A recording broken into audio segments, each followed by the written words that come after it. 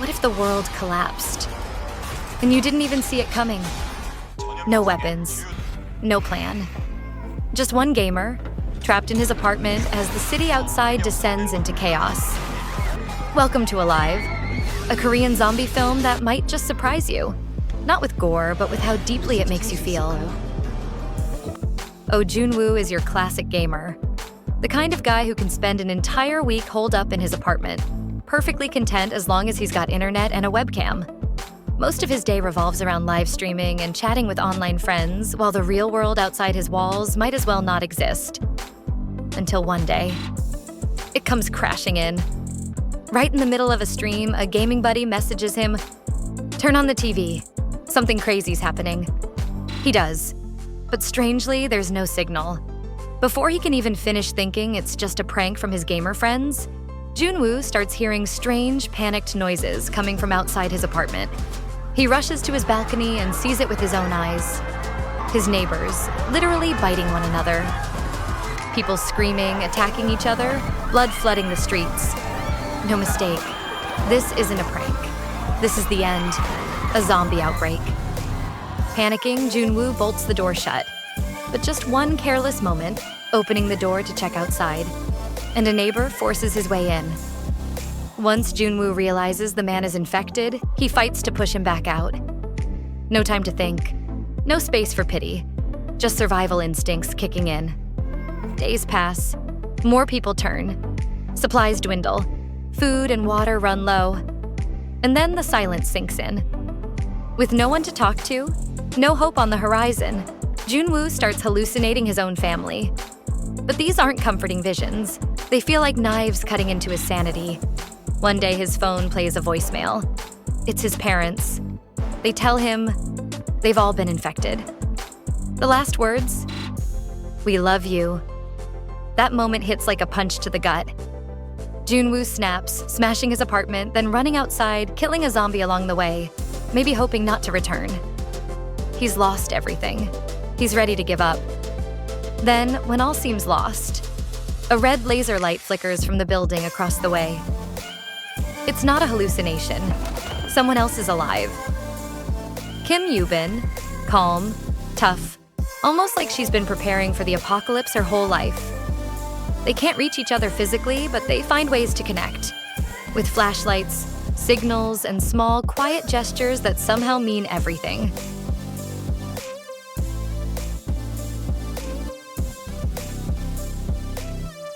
Jun-woo's down to his last scraps. Yoo-bin ties a rope to a baseball and throws it toward his balcony. But it falls short. It's such a small failure, yet it breaks your heart. But Jun-woo doesn't give up. He sends a drone over with the rope attached, and just like that, a homemade zipline is born. Yoo-bin sends food across. It's ridiculous, it's sweet, it's strange, and it's deeply human. No hugs, no romance. Just kindness, creativity, and two people refusing to let each other fade away, even with the sky between them. When his food runs out again, Jun-woo risks searching nearby apartments. He finds a little food and a pair of walkie-talkies. He sends one over to Yoo-bin.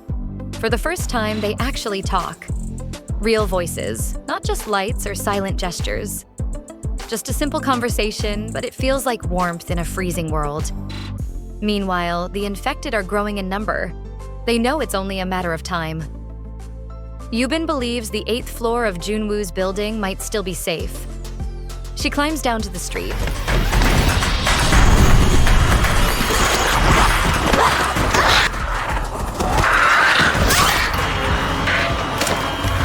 Jun-woo rushes out to help. Together, they make it up there. Barely. But just as they catch their breath, one zombie lets out a screech, summoning the horde.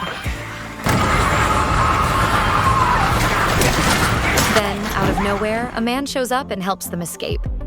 He seems kind, offers food, a place to rest. But things go dark fast. The food is drugged. The man plans to feed Yoo-bin to his zombie wife.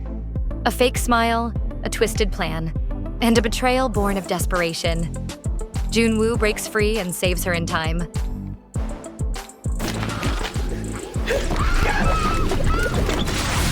Yubin grabs a gun. She shoots them both, no hesitation.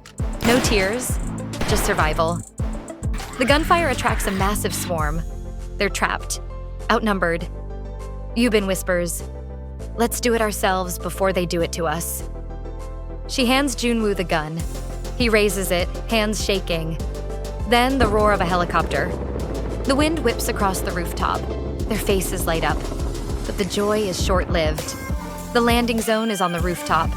They still have to fight their way through hell, a gauntlet of snarling undead lurking at every corner. There's no other choice. Heaven ahead, hell behind. They run. Using every last ounce of strength, they push through blood-stained hallways, stairwells crawling with the dead. Every turn is a battle for survival. Junwoo stays behind, holding off the swarm, thick as ants. Yubin makes it up first, and with one final surge, he shoves the zombies back just enough and bolts upward to meet her again. But the rooftop is empty. No helicopter, no rescue, just open sky. They scream, hopeless. Behind them, the final barrier begins to shatter. The horde is coming. Then, the sound of blades slicing through the air. A roar from below, and suddenly, gunfire rains down. The armed forces open fire with ruthless precision. Not a single monster survives. Their courage and will to survive are rewarded. They're lifted into the helicopter. Safe. Alive. Later, they learn what saved them wasn't luck. Junwoo's final online post, a desperate call for help, had been seen. His signal had been heard. In a world flooded with noise, some messages still reach the right ears. And sometimes, all it takes is one message to save a life. If this story stuck with you, don't forget to like, share, and drop a comment below. Every bit of support helps us bring you more stories worth remembering. See you in the next video.